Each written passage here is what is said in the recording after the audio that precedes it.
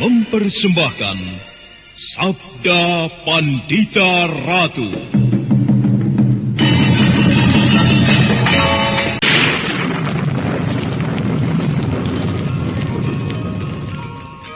Sabda Pandita Ratu. Naskah ditulis oleh Pondra Swasti Langit, diolah oleh Agung Bahrodi, didukung oleh artis-artis terkemuka Ferry Fadli, Eli Ermawati, M. Abud, Ivone Rose, dan lain-lain. Teknik dan montase Ibing Arifin, dengan sutradara Dian Pertiwi.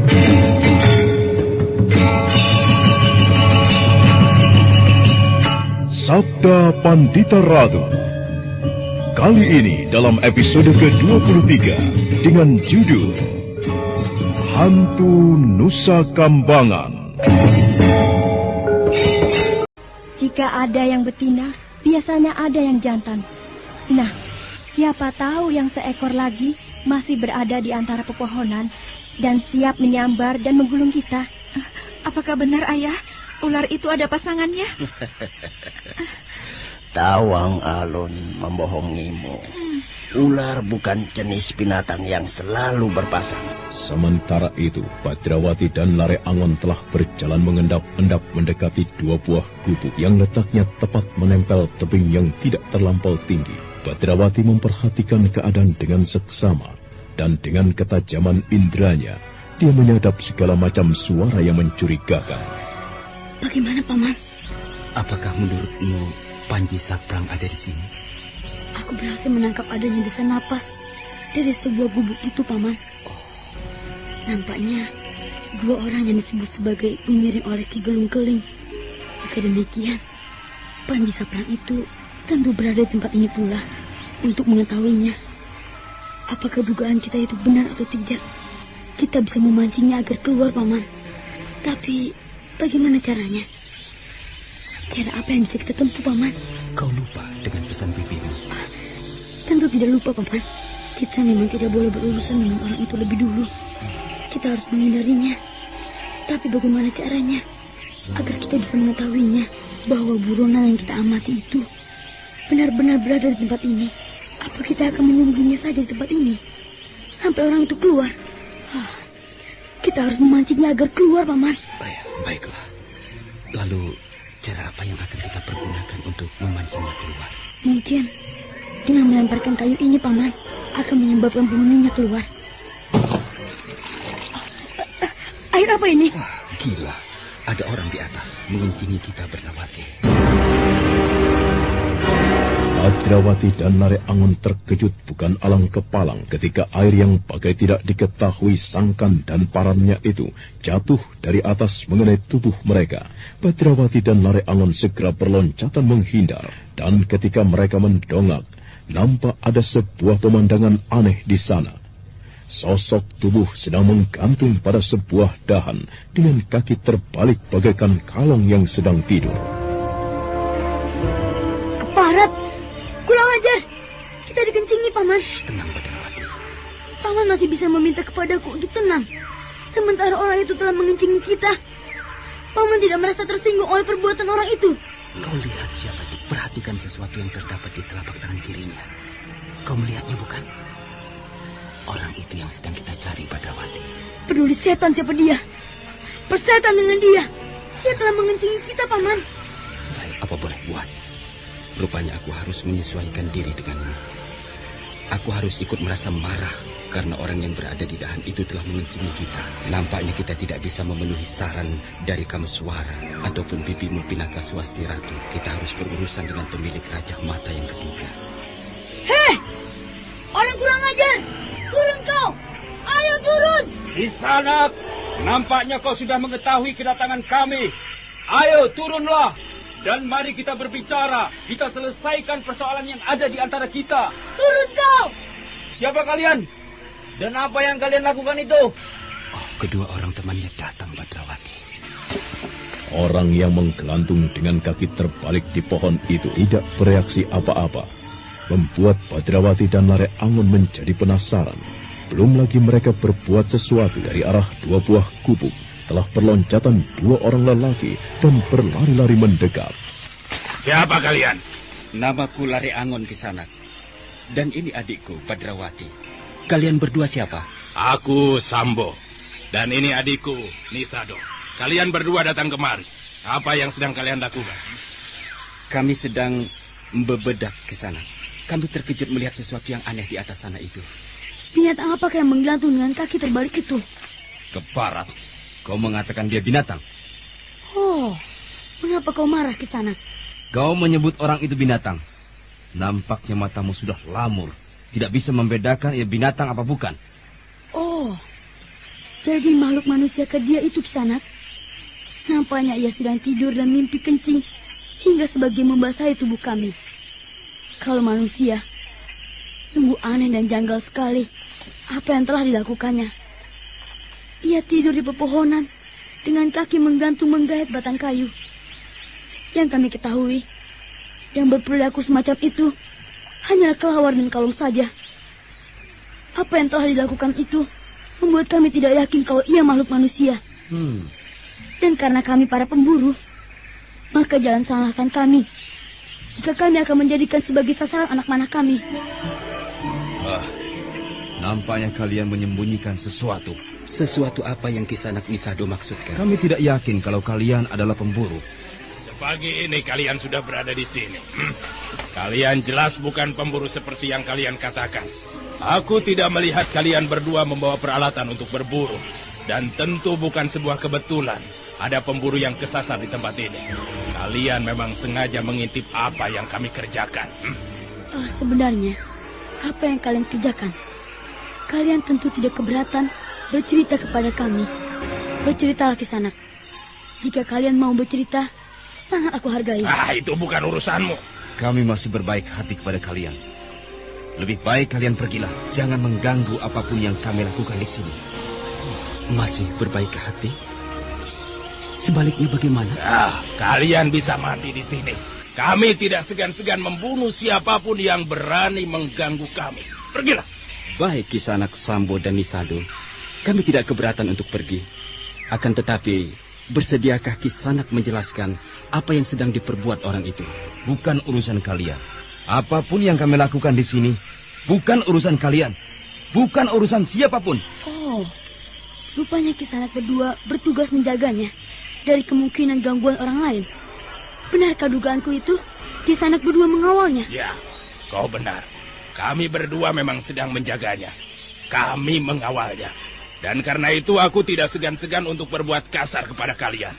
Pergilah. Kami masih berbaik hati. Hanya meminta untuk pergi. Ayo pergi. Benarkah ia bernama Panji Saprang?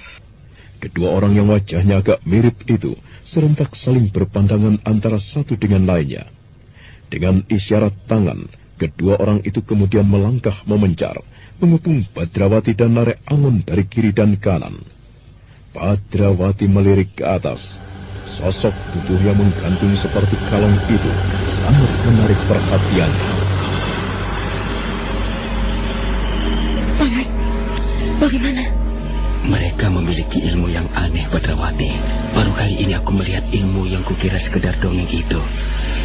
Tapi ternyata benar-benar ada. Ilmu apakah itu, Paman? Aku tidak tahu apa namanya, Badrawati. Jika salah seorang mati, yang seorang melompati tubuhnya, maka yang mati itu akan hidup lagi. Demikian seterusnya. Kalau begitu, apakah aku akan mengalami kesulitan? Iya, jika kau terus memaksakan tantanganmu. Lalu, apa menurut Paman yang sebaiknya aku lakukan? Kurasa tidak ada pilihan lain, Badrawati, kecuali dua orang itu kita lawan bersama-sama. Jika keduanya kita bunuh dalam waktu bersamaan, maka keduanya tidak mempunyai kesempatan untuk menghidupkan kembali satu sama lainnya. Paman benar. Kita akan melakukan cara itu. Cara itu belum tentu mudah untuk dikerjakan, Badrawati. Dan mereka tentu sadar akan titik kelemahan itu. Ingat, Badrawati, kesulitan yang akan kita alami akan lebih besar jika yang sedang bergelantungan di atas itu turun. Iya. Kisanak Sambo dan Kisanak Nisado, dengan jujur aku menyampaikan rasa kekagumanku. Rupanya Kisanak berdua menguasai sejenis ilmu yang sangat langka, Dan tidak sembarang orang yang mempunyainya. Sejenis ajian yang kukira hanya ada dalam dongeng. Namun ternyata sekarang aku menyaksikannya dengan mata dan kepalaku sendiri. Di dalam sebuah kisah, yang memiliki ajian semacam itu adalah Lumbusora dan Mahesasura, penghuni Goa Kiskenda. Kalau Kisanak berdua tidak keberatan mengatakan kepada kami, ilmu apakah itu namanya? Apakah Kisanak mewarisi ilmu itu dari kisah yang aku sebut tadi? Mereka dewa-dewa kami. Apa? Dewa? Iya. Lembusora dan Mahesasura adalah para dewa kami. Bukan main. Apakah Kisanak berdua meyakini kisah Goa Kiskenda itu benar-benar ada? Itu bukan urusanmu. Tidak ada gunanya kita berbicara bertele-tele. Kita harus segera menyelesaikan pertarungan ini. Dan bocah itu bagianku. Baik. Hei bocah, baik. Janganlah kau lari ketakutan setelah melihat kenyataan atas diriku. Aku akan mencoba sekali lagi. Aku ingin mendapatkan keyakinan. Apakah benar kedua orang itu mampu menghidupkan satu dengan yang lainnya? Sekarang, aku akan menyerangnya seorang lagi. Apakah kira-kira yang akan terjadi? Hei, apa yang kau pikirkan bocah kecil?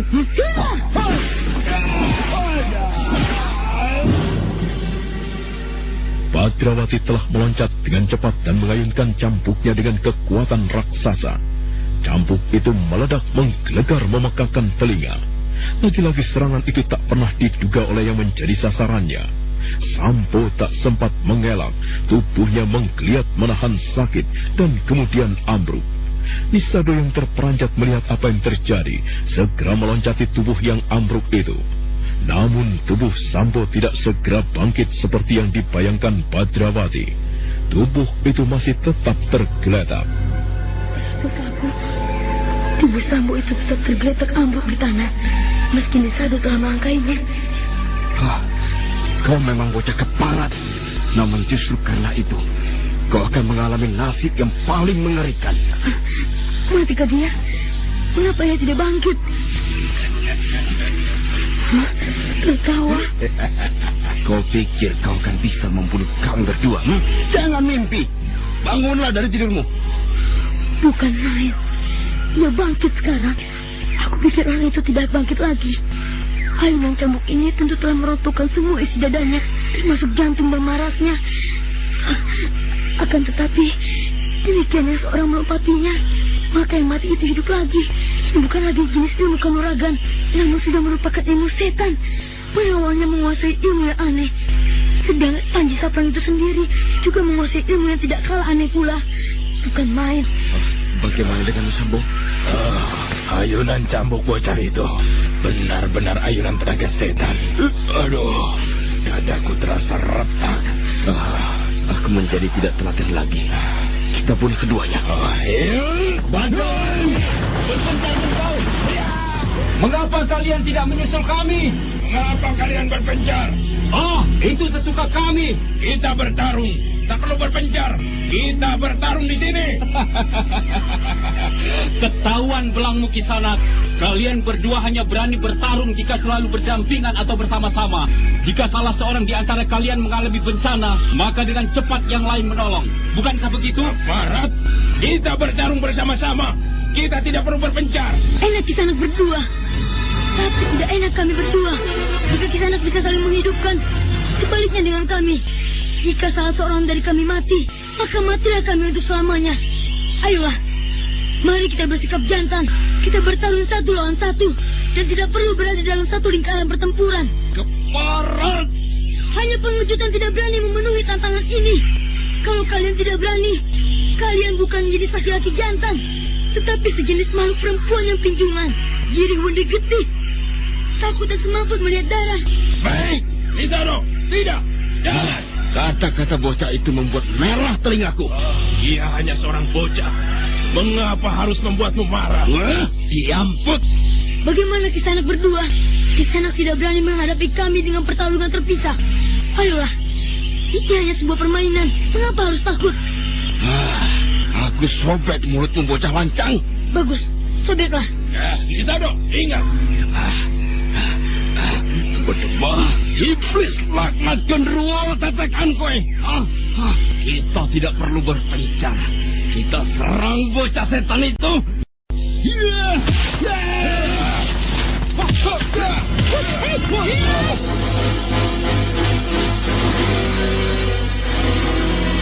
Maka terjadilah pertarungan dahsyat di antara mereka. 4 tubuh bertembak susul menyusul, membaurkan suara teriakan, benturan dan ledakan cambuk.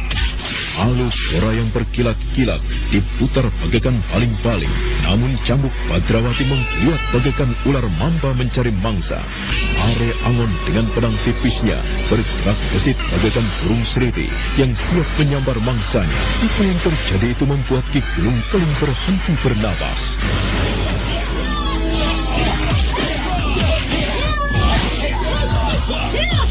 Ini benar-benar pertarungan yang luar biasa. Lihatlah bagaimana cara mereka bertarung. Kedua orang itu rupanya bernama Sambo dan Nisato. Mereka menyerang dengan gerak susul menyusul, sehingga selalu saling melangkah. Pertarungan ini sungguh-sungguh menyulitkan kedua lawan. Nampaknya Kisanak Lari Angon dan Badrawati itu sudah mengetahui kelemahan Sambo dan Nisato. Kedua orang itu terpancing untuk bertarung berpencar. Akan tetapi keduanya tidak melayani dan memusatkan serangannya hanya pada Badrawati, menyebabkan Kisanak Lari Angon tidak mempunyai pilihan lain kecuali ikut melibatkan diri. Memancing kedua orang lawannya untuk memisah merupakan suatu hal yang tidak mungkin. Wah, bukan main. Pertarungan yang luar biasa. Lihatlah betapa Nisado dan Sambo mengabaikan rasa sakit dan bahkan kematian. Mereka tidak peduli terhadap serangan yang dahsyat macam apapun. Baliknya Badrawati dan Kisanak Lari Angon itu tidak bisa bersikap demikian. Keadaan itu tidak mencemaskan, Ayah. Ya, tentu saja sangat mencemaskan. Jika pertarungan ini berlangsung dalam waktu yang lama dan bagaikan tanpa batas, akan membuat tenaga Kisanak Lari Angon dan Badrawati terperat. Belum lagi kita yang berselantungan di pohon itu ikut menerjunkan diri. Apakah tidak sebaiknya kita ikut menerjunkan diri ke dalam tempat itu, Ayah? Aku sedang mempertimbangkan Dalutitis, tetapi tidak untuk kalian berdua. Tingkat ilmu mereka yang bertarung itu sangat tinggi, hingga kalian akan seperti laron yang masuk dalam kobaran api.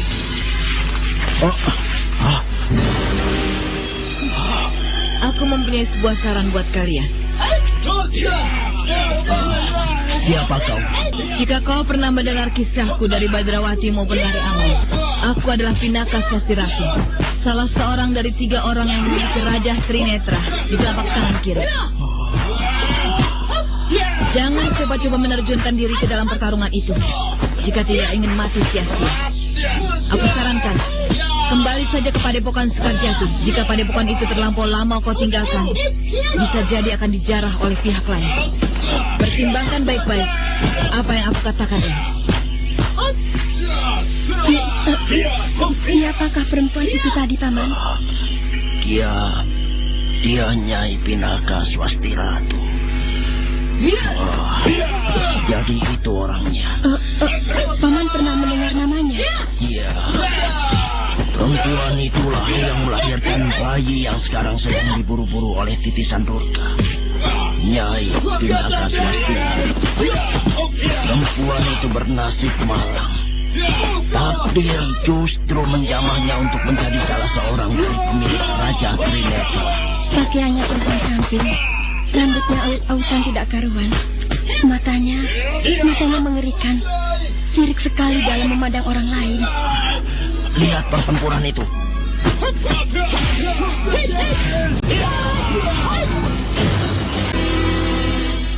Keringat bagaikan diperas dari tubuh mereka yang berlaga.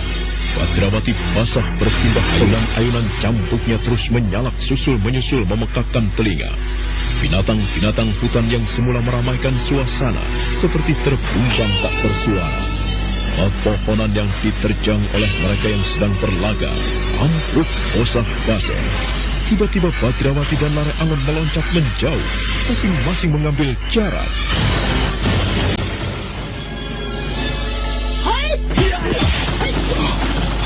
Apa yang akan kalian lakukan? Aku tidak terhati dengan pertarungan macam ini. Lalu apa yang akan kau lakukan? Mari, kita semua mengadu Aji Pamungkas. Mengadu pucat dari kemampuan yang kita miliki. Bagaimana Paman Lare Angon? Kau sependapat? Ya, aku sependapat. Silakan, dengan siapa Paman akan membenturkan diri? Sambo bagianku. Bagus. Dengan demikian, Kisanak Nisado bagianku. Baik, baik. Apapun yang kalian kehendaki, akan kami layani. Mereka menggabungkan diri. Masing-masing menyentuhkan tangannya. Tentu sebuah cara khusus yang harus dipergunakan menghadapi gempuran yang datangnya bersamaan. Bagaimana Paman? Oh, kau lihat bagaimana sikap mereka, Badrawati. Mereka menggabungkan kekuatan Paman. Ya, aku mengira mereka tentu telah menyiapkan sebuah cara khusus. Lihat Paman. Sedang apa mereka?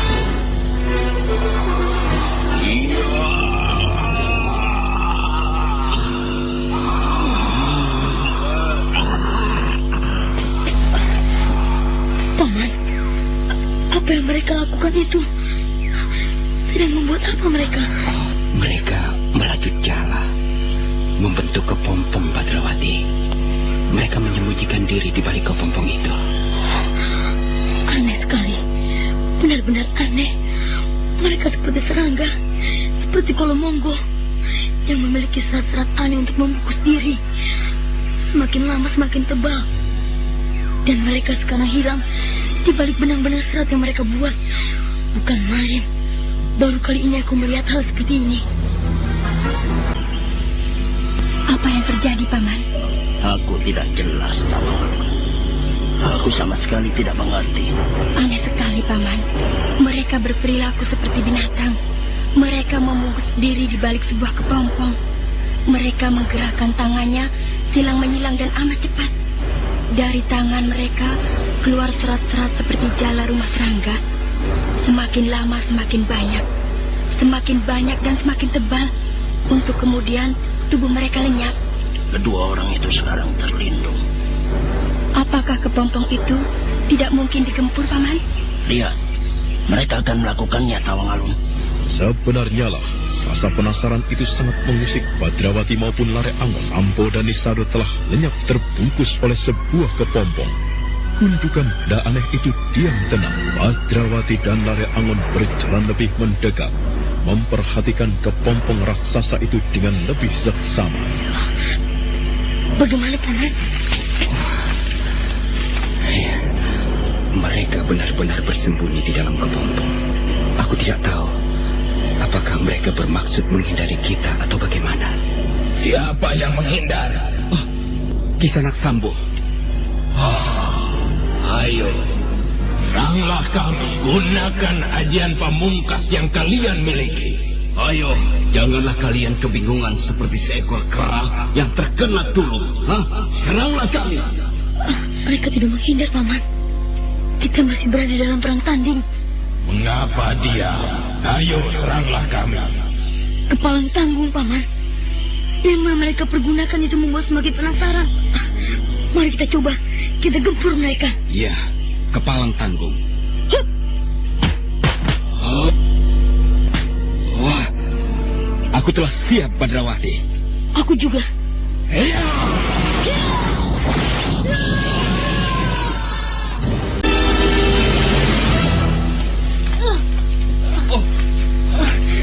Ke barat. Berdebah. Setan.